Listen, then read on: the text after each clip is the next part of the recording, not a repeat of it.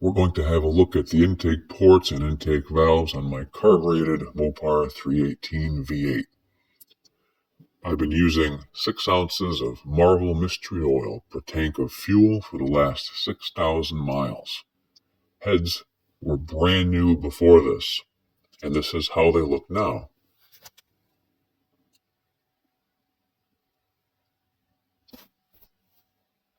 It's sort of hard to see, but you can see the underside of the valve right there. I say, epic fail. We'll be trying other products to get these cleaned up and maybe prevent this from happening in the future.